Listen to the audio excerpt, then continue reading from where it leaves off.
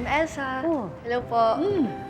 Ma'am, siya po yung sinasabi ko, si Mina. Mina, si Ma'am Elsa. Hello po, Ma'am Elsa. Hi. Gaano katagal ka na bang security guard? Mga 5 taon na po. Matagal-tagal na rin. Sa iisang kumpanya lang? Hindi po eh. Palipat-lipat po. Bakit? Mababa ba sweldo? Hindi rin po. Sa totoo lang po kasi, lagi po kami nag-aaway ng boyfriend ko. Tuwing nakikita niya po ako nakipag-usap sa amo ko, lagi po siya nagagalit. Kaya nga po ayaw niya na ako pumasok ng agency kasi madami daw pong lalaki doon. Ganon? Opo eh. Masyado po kasi siyang seloso. Kaya nga po lagi kami nag-aaway kasi pinapatigil niya na ako magtrabaho. Paano yan? Di kaya magalit pag nalamang nagtatrabaho ka rin dito? Bahala na po, ma'am. Kailangan ko po talagang kumita eh. Sobrang hirap po ng buhay sa probinsya. Hindi naman po ako pwedeng mabulok sa bahay. Kailangan po ako ng magulang ko eh. Yung nanay ko po may sakit pa.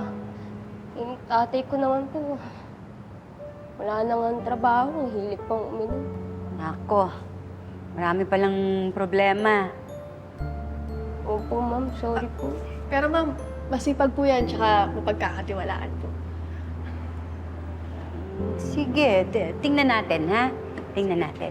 Salamat po, ma'am. Salamat. Uy, ano yan? Bloody Mary, pamparelax. Gusto mo? May alcohol? Meron.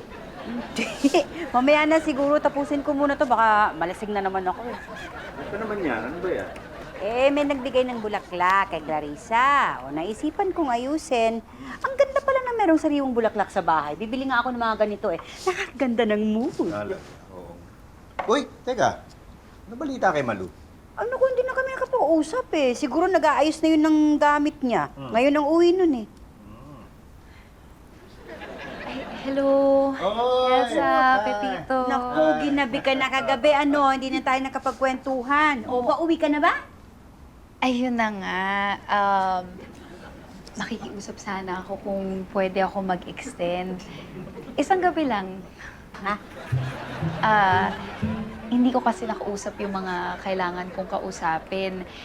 Sayang naman kung babalik ako ng Laguna, tapos balik ulit ako ng Manila, di ba? Okay lang ba?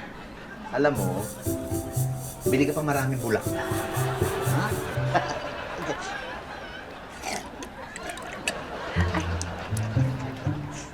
Wow. Ma'am Elsa, Si Mina. Usapan namin ngayong hapon siya magre-report. yun nga po eh. Nag-text siya. Di daw po siya makakarating. Paalis na po sana siya pero hinarang daw po siya ng boyfriend niya. Pinigilan ng boyfriend? Oo eh. Pero ready naman daw po talaga siya. Kaso hinarang. Tapos yung pamasahe po niya dapat, kinuha ng tatay niya. Nako, paano ba yan? Di pa nga nagsisimula, parang dami ng aberya. Oo nga po ma'am, pasensya na talaga. Nung huling magkasama naman ho kami, okay naman siya. Maski nga ako yung nagkaka-text kami tungkol sa pag-a-apply niya dito sa trabaho. Wala naman ho siya sinasabing problema. Tapos biglang ganun. Pasensya na po talaga ma'am. Pero ma'am, seryoso naman daw po talaga siya. At gustong-gusto niya po magtrabaho dito. Tsaka magaling naman po siya.